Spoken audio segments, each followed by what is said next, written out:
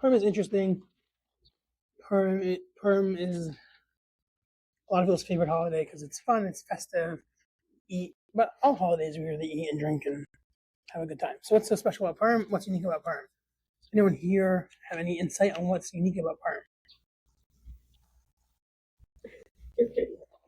I mean, come on in. Welcome aboard. There's food here. You just ate? Oh, poor thing. Okay, that's good. So again, the question you're answering the question, but I just want to explain what the question is. The question is, what is unique about Purim? What do you find unique about Purim? Okay, yeah, that's a good answer. So the heroine is a woman, so female power. I mean that I'm the only male in the room. That sounds okay. Anyone else? What makes Purim special to you? What stands out to you about Purim from the other holidays? So year, this year we delved deep into for a study that we do every week and studying the holidays and different things. I feel like between all the books that I've read and the Israel books and everything, I realized that they tried to kill us many, many times. And I always felt like Purim was the one time where like the Jews got saved. And when I realized, you mean saved before the actual, without any casualties? Like they got saved, but I always felt like this was one of the many highlighted times, like one of the few highlighted times that the Jews nation is actually in danger of being wiped off the map, and then she came to the rescue. I feel like now in my studying this year, that happened to be like a lot of times we were almost wiped off the map. A lot of times we were like 3/4 of the way wiped off the map. So I don't know to say what makes Purim unique. So you think Purim is just one of the many instances in Jewish history? History and brief. Yes. Okay, awesome. Anyone else? Thoughts? Yeah. If in what way? So let me just quickly explain the mitzvahs. So the mitzvahs are having a feast, having a party, having a meal, really, and drinking alcohol. Doesn't not have to be excessive, but enough to make you happy. And if alcohol does not make you happy, there's no obligation to drink. So I try not to drink alcohol, and give gifts to the poor. Give mishlach manot, which is food items to people, specifically to. There's a special thing to give gifts, to give mishlach manot, to give these food gifts to people in order to build and strengthen relationships and to mend difficult relationships. That's a interesting thing. Read the Megillah, hear the Megillah, or read the Megillah. That's yeah. So these things. So what's unique? So festive meal we find by pretty much all holidays.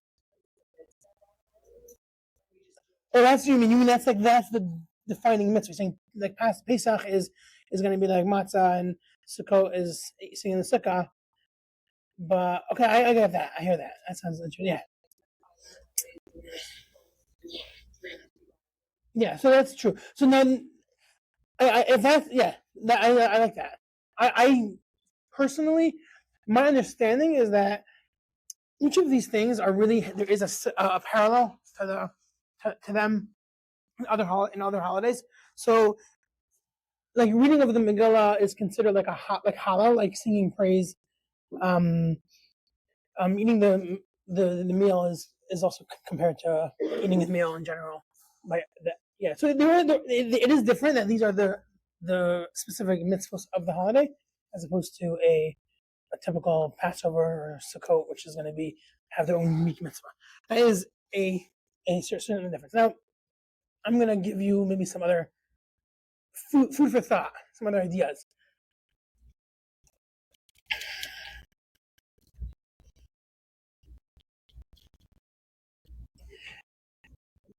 So she said the Purim, the heroine was a woman, which is it is somewhat interesting, somewhat significant. It's not significant to this topic, but it's something that's interesting to know that that when you find in Jewish history, the women historically, there's a narrative that Jewish women were not given their proper, whatever the word is, their proper respect or significance. Whether that's true or not, I don't believe it's true, but whether it is or not, we see here that there are very prominent women in Judaism. She wasn't just a prominent because she was the queen. It says that she was also a prophet before she became the queen, and she was a prophet after. But she remained a prophet, and she, together with Mordechai, actually wrote the book of Esther. So she was a significant person, not just in a cultural, political way, in the political aspect. She was also from the spiritual side. She was an important person. We all, from any angle you look at it, she played a vital role in this story. But then moving on, Purim is the only is the first holiday of all the holidays that no miracle occurred. That's something that people don't always think about, but it's interesting. Pesach, Passover. What happened to Passover? Anyone know? Please tell me you know. Yeah, Exodus, right? Right, and then the end of Passover is the splitting of the sea, right? Shavuot, what happened? That's when God gave the Torah. That's when He revealed Himself on Mount Sinai, which was a big deal. It was a really open revelation. And then Sukkot is when God, it's commemorating God's protection of us in the desert, right? The Anani Yaakov, the clouds of glory that protect us. So these are all commemorating miracles. And what was the miracle of Purim? Human strength. So first of all, I think that human strength is the exact opposite of a miracle, right?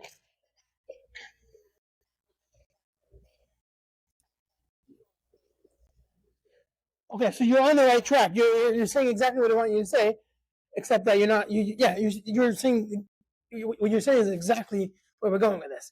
Except that's not a miracle. So the answer is that there was no miracle, right? You can say the miracles that the Jews were saved, right? But then anything's a miracle. How do you define a miracle? How do you define a miracle? What is a miracle? Something not likely to happen, but didn't happen. So like winning the lottery is a miracle? But is it? What miraculous happened? Someone has to win the lottery, right? So I associate miracle to religious. So like if something like, oh God, like I need a miracle right now. For me, miracle is religious. It's not like winning the lottery. It's not like it happened. okay, so that's very. It sounds very it sounds very nice, but it's not a definition. How do you define miracle? Alana, how do you define a miracle?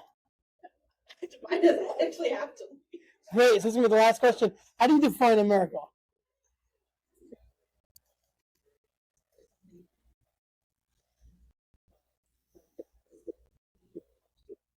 Okay. So I define a miracle, and I think this is the way the sages explain it. I understand a miracle to mean something that deviates from the laws of nature. That's a clear definition. Laws of nature dictate that things happen in a certain set of certain order of events. A miracle is something that deviates from the laws of nature. Full stop. That's what a miracle is. Now, there's different ways to understand it, to see a miracle. Some miracles are open and clear, like the splitting of the sea. Right? Seas don't split. Right? Water doesn't turn into blood. These are things that are open miracles potentially, and we could debate and decide and think about how we understand them, whether we believe them. Right? That's not the topic of discussion. The definition of a miracle is something that deviates from the laws of nature. Now, there's open miracles, and there's another type of miracle which we call hidden miracles, which are things that don't deviate from the laws of nature, but are still, like Nufar was saying, very highly unlikely, and it can still happen. And would still happen. See you later. So Where's Mia? She told me Yeah. when does it finish? She told me she's coming.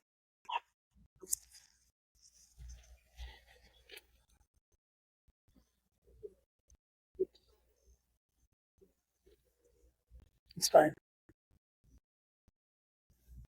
And so basically, the Purim miracle was the Purim miracle, right? It was a hidden miracle, right? There was no right, but the concept of a hidden miracle is that when you're in the moment, you don't see it, but when you're out of the moment, in hindsight, you can see, wow, that was not really like that happened.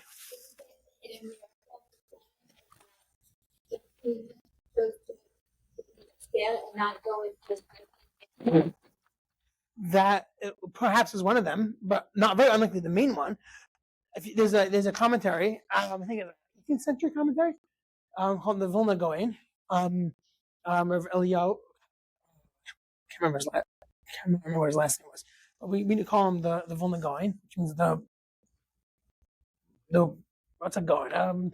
The brilliant man from Vilna, who has this commentary on the Book of Esther, and he writes that in every single, starting from the beginning, it says that the capital, right, the first words of the Book of Esther are Vayhi b'mei Achashverosh, hu Achashverosh, Hamolid mehod bar Kush, right? Then it says that he was in Shushan Habira. The city of Shushan was the capital of the empire. And he asked, why is that important? Why is that necessary? He says that Shushan was not really the capital. Really, the capital was somewhere else.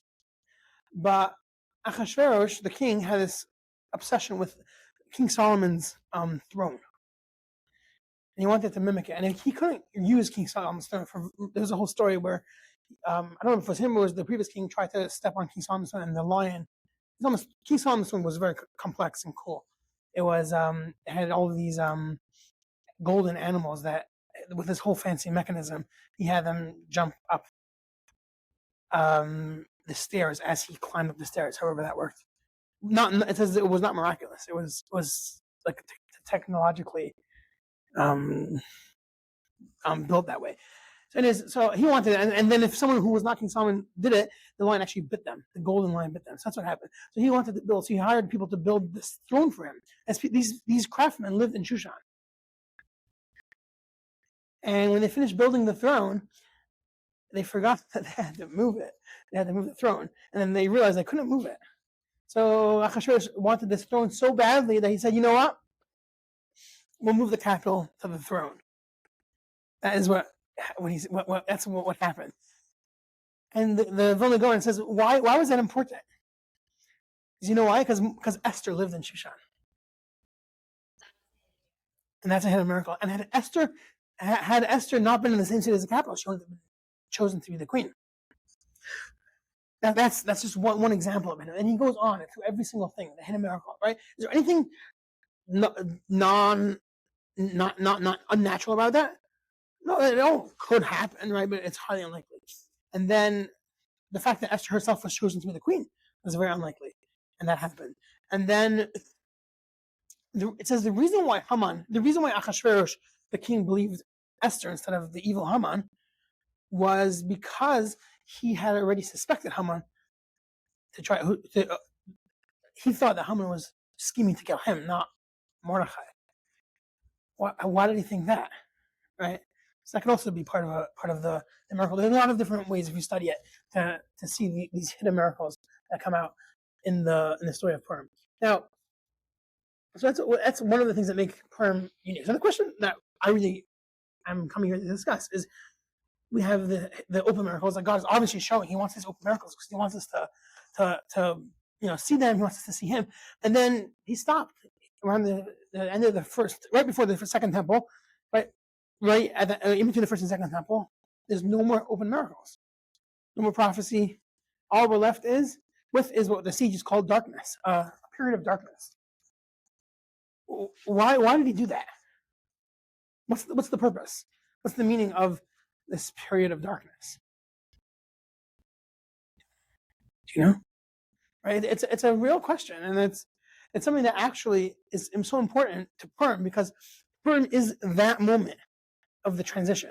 It was the story of Purim, and that's what makes Purim so unique. Besides that, it was no open, right. So there was no open miracle. There was a hidden miracle, but it's also the last book that was written in the Bible, right, in Tanakh, right. So the Tanakh, the last book that was written in Tanakh was Megillat Esther, right. It's the end of what we call Nevuah, the end of what we call open connection between the prophets, prophecy, and prophets and God. So that's something it's important.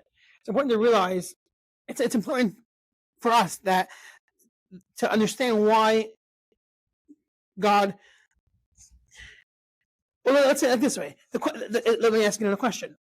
If God wants us to believe that He could make miracles, evident by the fact that He wrote it in the Torah, He wrote it in the Bible, right?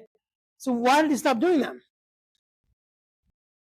If He wants us to believe that He could do them, so why doesn't He continue doing them? What changed? Why did He change His mind? What happened? Yeah, but the hidden miracles we're not forced to attribute them to God.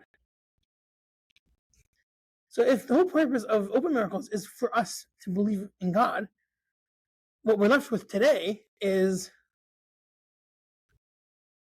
some sort of a system where we have to believe that God once did miracles, but we never saw them. Right? And that's hard. Impossible. In fact, I think most secular Jews firmly believe that God never did miracles because of this question, right? Did God basically want us to say like I'm thinking that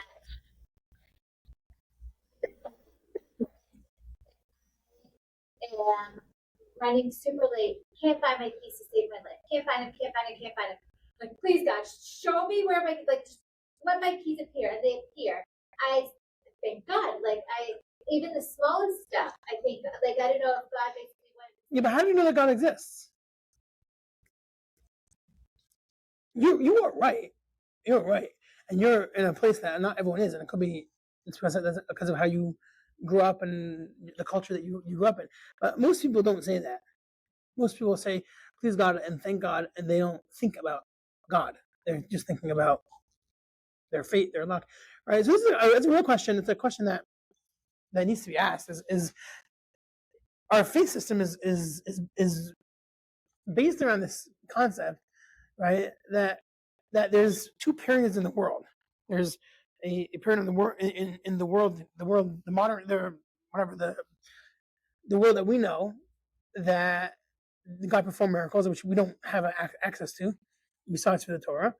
And then there's the period that we are living today that there's no miracles. And the question is why. So the purpose of a miracle, we understand that the purpose of a miracle, of the open miracles, is God to show that He has control and total control over physicality, and over laws of nature, right? So when He split the sea, when He did all that, that's the purpose of a miracle, right? The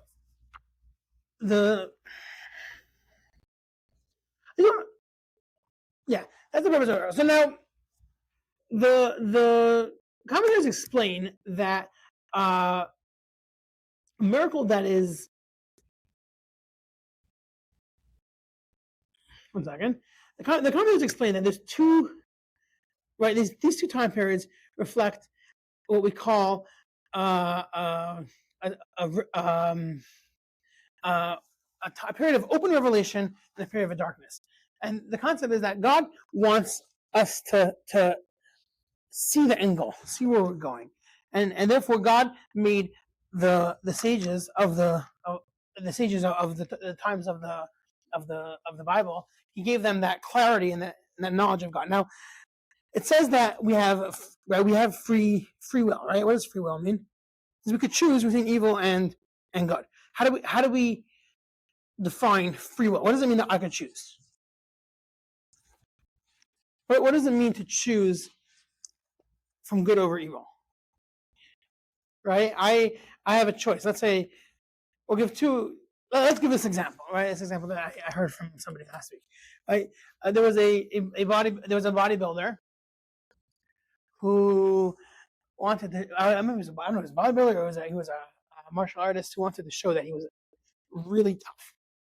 So he took his finger, and took a hammer, and he's gonna bang his finger with his hammer and break his bone.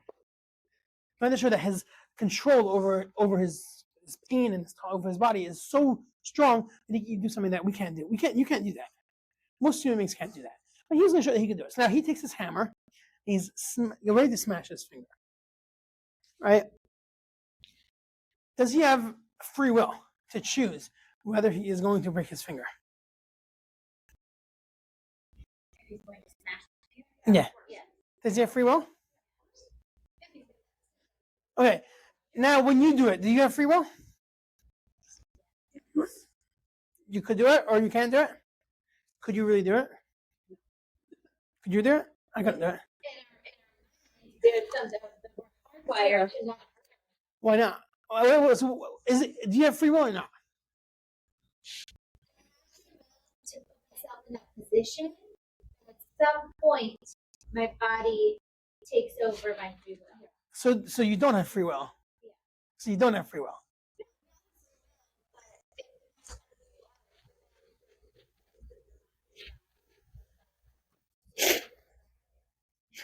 So the answer is, right, that there is there is a general free will. I can do it.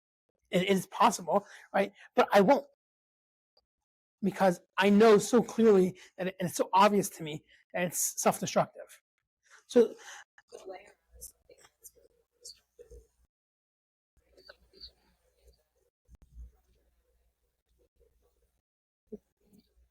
exactly. Well, that would prove that it really is free will. Yeah, that's exactly the point. That proves that really there is free will, right? But it's not practical free will.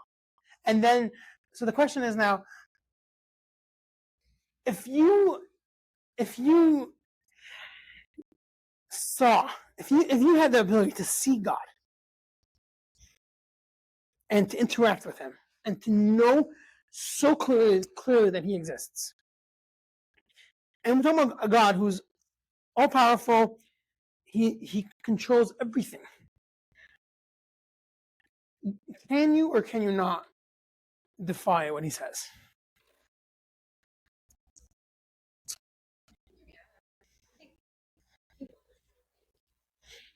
Okay, one second. We'll get there. What do you think? I'm asking you. What do you think? If He was holding your hand, if God was there, present, would you be able to not listen to Him? I don't think anyone would, right? If you had this is absolutely a theoretical question.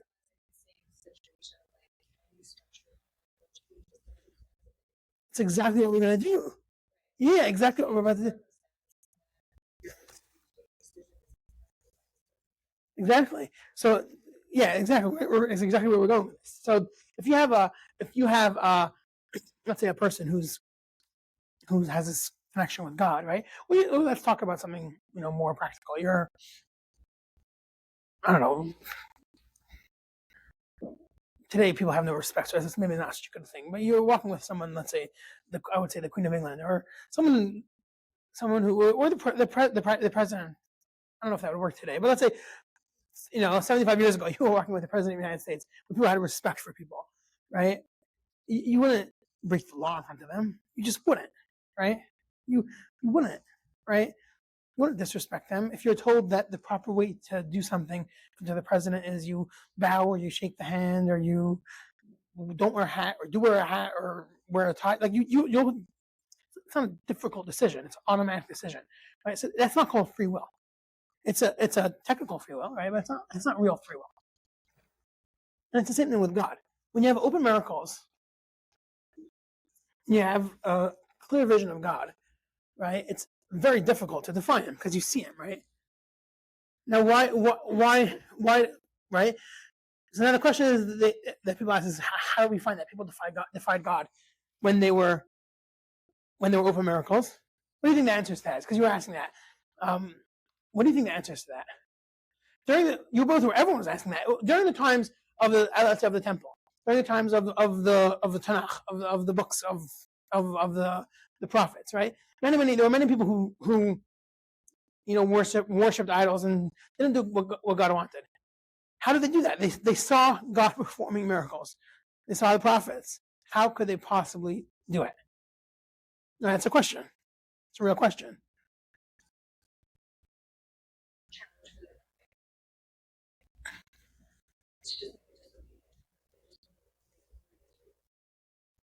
Yes. Well, that's the idea.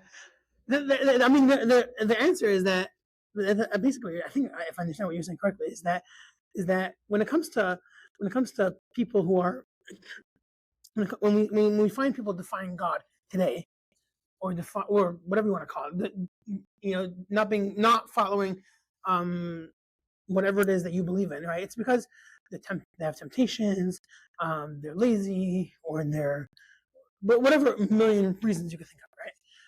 In the times of open revelation, every single time, I believe, almost every single time that God was not listened to, was in conjunction with some form of idol worship, idolatry, or denying God's existence. And that was because the only way to go against God was to deny the fact that He exists. It's pretty interesting, right? It tells us that they really didn't have free will. The only way they had that free will was, there's a miracle, there's a God. Of course, there's a God. You know what? And there's also 30 other gods, and I'm not listening to this one. I'm listening to that one. They never said that there's no God, and therefore They never said there's no God, or right, and therefore I can do whatever I want. Right? They saw God, they knew exactly what God wanted, but that wasn't my God. I have a different God, and my God doesn't care. So that's the logic. So when there was open revelation, we cannot deviate from God's will as long as we see Him, right, as God. But once we see Him as something else besides for God, or we see He's one of many gods.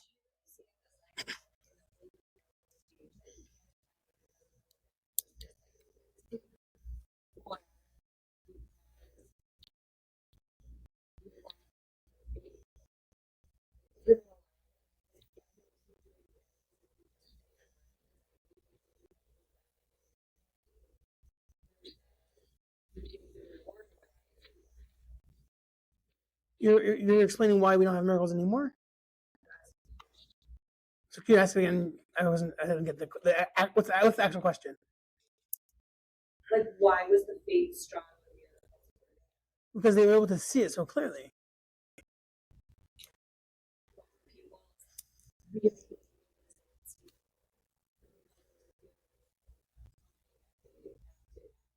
I think both. It says by the man, right? So that the heavenly food that they got in the desert, God could have sent truckloads of this stuff for the whole 40 years, but God didn't. God sent it every single day, and that night it all melted away, and the next morning again, because God wanted them to continuously have faith and believe that it was going to come. So there is that aspect. I think it could be both. But the reason why we don't have miracles today is what the sages describe as Hester Punim. Hester means to hide, right? And the sages tell us that the word Esther, right, Queen Esther, actually comes from the word Hester Punim, comes from the word hidden. And that from the time of Purim and on, God hid Himself. Why did He hide Himself? Because God wants us to be able to see in the world, to be able to see in the nature, to be able to see in the natural course of events. He still wants us to be able to see Him, wants us to be able to find Him. Therefore, He wants us to rely on the faith that we got from our grandparents and our great-grandparents and our great-great-grandparents, who eventually we could go back and they saw the miracles. But then He wants you to say, I want you to see if you could find me. You know that I exist because I perform miracles, but you don't have to believe firmly that I exist because of those miracles. I want you to take those miracles as an inspiration to start searching on your own. And now that it's dark today, now that we're in a time period where we don't have these open miracles, we're struggling, right? Now we are able to say, I know there's something to look out for, and when you start looking out for them, that's when you see the small miracles, the hidden miracles. So if back in the day, so like we talked about hidden miracles and open miracles, cool, okay? Mhm. So open miracles, I can say that was God. God did that. Obvious. Yeah. Hidden miracle, back in the day, back when there was light, and he did the open miracles. There was no reason to associate the hidden miracles with God because he could have done an open miracle and then you would have known it was Mm-hmm. So if then you would only associate the open miracles with God, not the hidden ones, then today, for me at least, like even the hidden ones are associated with God. So is that the reason why there are now all kinds of miracles? All the hidden ones that take place much more often than an open miracle would have back in the day. They are all associated to God versus just the one open one that happens once in a while. Yeah, so you're for sure right. I mean, I don't know that in the times of open miracles, hidden miracles were not associated with God. I'm not sure about that. But today, that's the whole point. The whole point is that we're supposed to find within nature, right, these hidden miracles, and through them associate those with God. Because associating open miracles with God is easy, right? And life is not. God doesn't want it to be easy. God wants us to earn our relationship with Him, right? The ultimate goal of the world, the ultimate purpose of God creating the world is to build a relationship with God, for us to build a relationship with God. And that relationship needs to be worked on, just like any other relationship. We have to work on it. And the way God allows us to work on it is he pushes us to stretch ourselves and to look for these hidden miracles. And if you look at, I don't know, I mean, the next question is, we asked what a miracle is, and we define the miracle as something that deviates from nature, right? But then the next question is, maybe nature is also a miracle, right? The question is, how far do you take it, right? So this is something that's up for your own interpretation, and this depends on how you develop this. But we breathe. Is that a miracle? Why do we breathe? We eat, we sleep, our body recovers, right? But our body eventually ages and dies, right? There are many things that happen every day that we can ask, why does it happen, right? So you can say, oh, the body has this, and nature has that, and that's all we call laws of nature. So laws of nature is this thing that happens, and then there's these hidden miracles, right? So I think at a certain point, when you see these hidden miracles all the time, you start noticing them and you start seeing them. Then at that point, you could tell yourself, and you can start seeing that even things that are natural are also a miracle, right? When you plant a seed, right? In my backyard we plant a lot. My daughters and I we plant. My daughter and I, and sometimes Shua gets his hands very dirty. We have on our porch, we have like a whole bunch of planters. We have planters. We planted just now a whole bunch of spinach and kale and lettuce and peppers and other yummy stuff. And it's one of the most unbelievable things to watch. There's no seed in the ground. And I asked my dad, I said, she's like, where did it come from? Where did that come from? Right? The seed is not green, it's brown. Right? So how did the seed make green this brown brown bark, green leaves, orange pepper, all came from the earth, but the earth is also brown, right? So the seeds like brown, the earth is brown, water is water, and it's what happened, right? So there's a whole system, this whole process, right? How did that happen? It's nature, but we could debate about whether that's a miracle or not, right? So that's like the final step. But then when we find our regular miracles, our what we call hidden miracles, how do you figure that out? How do you figure what's a hidden miracle? So if I was talking about her keys a lot, apparently she loses her keys a lot. So I try not to lose my keys. But there are certain things. I'll tell you a couple of stories that happened to me. Who was here last year for my Purim presentation? You were here. You were here. You were here. No. So I can tell you the story from last year. Tell the story from last. You remember the story from last year? With Tzedakah? Yes. Okay, so let me start with a question. I have a question. One day I was outside, it was around sukkah's time, and I was building my sukkah, or I was doing something on my porch, and I get stung by a wasp, and I go ow, and then I knock it off my head, and then it goes down my shirt, and I get stung a whole bunch more times. Ow, ow, ow, until finally I killed it. I think it was 2 wasps. Is that good or bad? It's bad. It's bad. Is it good or bad? Eitan, is it good or bad? You have no idea. I know. You're absorbed. It's fine. Is it good or bad? Right? The answer is obviously it's a trick question, right? It's probably going to be good because you guys are all going to say bad. So it depends how you frame it, right? At the moment, was it a good thing? No, it sucked. It hurts. It's. I have to have ice on my head for the next 20 minutes, and I still got this huge bump. It was not fun, right? But what happened afterwards? What did I do? What? No. First of all, it was good because I found that wasp things are not as bad as I had imagined, and I got over my phobia for wasps. Now I have no problem. When a wasp comes to me, I'm like, okay, it'll go away. But like, if it bites me, worst is it stings. Anyways, what did I do afterwards? I went to my shed. I got my wasp spray. I found the nest, and I sprayed the nest, and I killed it. So now, when my kids play outside, they're not going to get bitten by wasps. So in my mind, the first thing I said was, that sucks. The second thing I said, that's awesome. Because I'm so much happier getting stung by a wasp. Because for me, it's like, ow, ow, ow, and I get back to work. For my kids, it'll be over, right? It's like a whole day probably off, right? It's probably going to be a worse bite anyways. Crying, screaming. And I said to Hashem, God, thank you so much for letting me get stung by a wasp. Because to me, that was a miracle. It was a miracle. Because he allowed me, he basically said, here's a wasp nest, go wasp spray it so that your kids don't get bitten. And in my mind, that was a miracle. So that's like a story that I share because to me I felt the love. We call it in my family and in many people we call it a hug from God.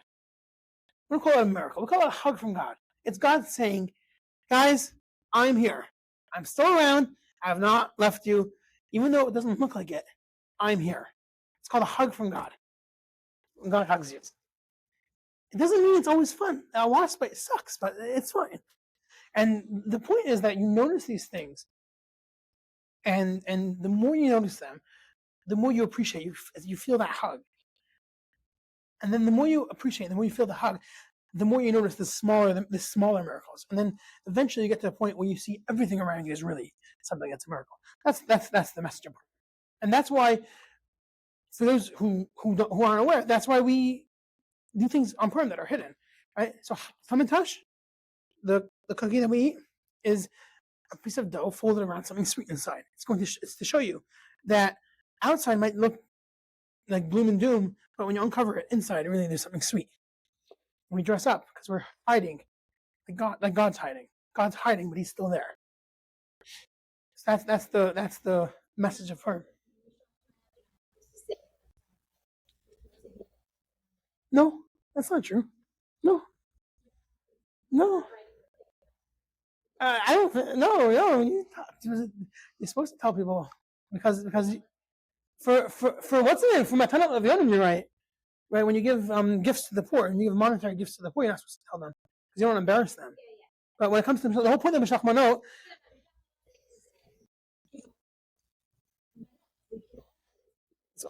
Ken.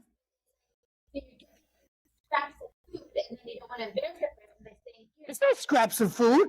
You're giving good food. The whole point of Mishlach Manot, the point of Mishlach Manot is to build the relationships. If they don't know who you are, how are you going to build a relationship? That's the other one. Nafal, you're mixing the two things. Okay, there's 2 mitzvot. Matanot Avionim is gifts to the poor, money, anonymous. right? We have on our show, in most places, you give it all to someone who collects all the funds, and that person distributes it. No one knows who came up, right? That's Matan of Yonim. The whole point is to develop and build relationships, mend relationships. You want the person to know who you are. Otherwise, you missed it. You missed the point. Okay, then it's a good thing that I wrote. You guys were saying. I know, I wish I wrote. What did you write? Anonymous? No, I wrote. From the trims. Yeah, so Good for you. Yeah, I'm expecting good shachmanas. Did I get? Did I donate enough money to get shachman? two organizations the Jewish community, the church and non-Jewish. Oh, okay, cool. Okay, Appreciate your time so much. awesome. We're done. I'm done. I'm done. Thank you so much. My pleasure. Thank you guys for coming. I hope that we can do this again. Let's